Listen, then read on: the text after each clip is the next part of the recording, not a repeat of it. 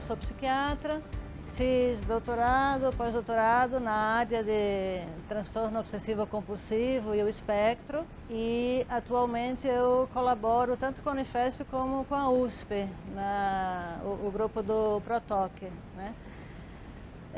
Bom, eu vou falar primeiro sobre toque e transtornos do impulso.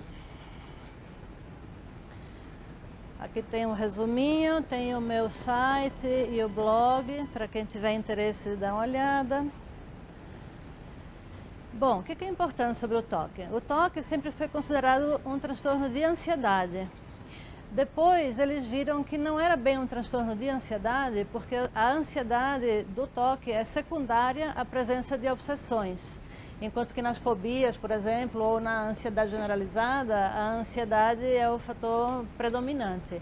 Então eles tiraram o toque do grupo da ansiedade e colocaram num grupo separado. Então no DSM-5 você tem transtornos toque e transtornos relacionados.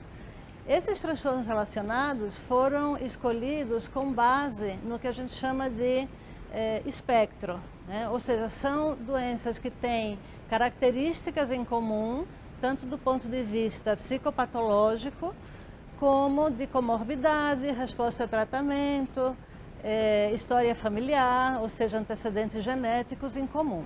No Brasil, vigora a CID-10. Apesar da CID-11 ter sido lançada, ela só vai vigorar a partir de 2022. Então, atualmente, a gente usa a CID-10 e o DSM, que é a classificação da EPA americana. É importante a gente conhecer porque é o que aparece mais nas publicações científicas.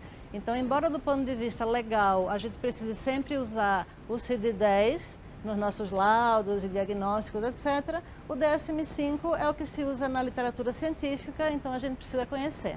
Então eu vou falar aqui sempre do DSM-5 e vou colocar os códigos do CID-10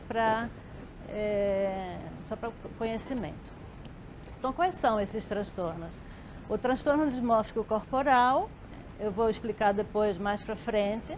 O transtorno de acumulação, que é o colecionismo, que é um transtorno novo. Antes ele não era categorizado, ele era incluído como um tipo de toque ou um tipo de delírio também.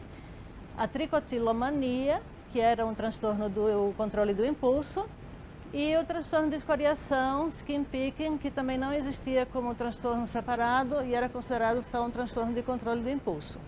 O toque, ele é diagnosticado quando você tem obsessões e compulsões. Essas obsessões e compulsões, elas precisam causar sofrimento. Tem 3 critérios que a gente tem que levar em conta, que é tempo, ou seja, o tempo que dura. Em geral, se pede que dure mais de 1 hora por dia, que você tenha pelo menos mais de 1 hora por dia ocupada por obsessões ou compulsões, ou os dois juntos. O sofrimento, ou seja, tem que ser um sofrimento intenso, e interferência no cotidiano. Se você não tem esses 3 itens, você pode dizer que ele tem um toque subclínico ou que ele tem sintomas obsessivo-compulsivos, mas que não fecha o diagnóstico completo. O que é a obsessão? A obsessão é um pensamento, um impulso ou uma imagem que a pessoa tem e não consegue afastar. Ela reconhece que é absurda, mas mesmo assim fica ansiosa e não consegue tirar da cabeça. Em resposta a esse pensamento, ele vai fazer uma ação, que é o que a gente chama de compulsão, que serve para aliviar essa ansiedade. Então, por exemplo, ele tem uma ideia de, será que eu peguei AIDS quando sentei na cadeira no ônibus que tinha um gay lá que tinha sentado antes? E aí ele fica extremamente ansioso, achando que pode ter pego AIDS, e aí vai para o médico, quer fazer exame, etc., fica pesquisando. Então ele tem essa compulsão de verificar se de fato ele pegou AIDS ou não. Então isso é um exemplo de obsessão e de compulsão. As compulsões, elas podem ser mentais também. Então, por exemplo, rezar. Então tem muitas obsessões que são de cunho religioso. Por exemplo, será que eu ofendi a Deus? Né? Será que eu cometi um pecado sem perceber? Tenho que rezar 50 Pai Nossos, e aí fica, o ritual é ficar rezando. Então, os comportamentos repetitivos, eles podem ser explícitos, que são as compulsões, ou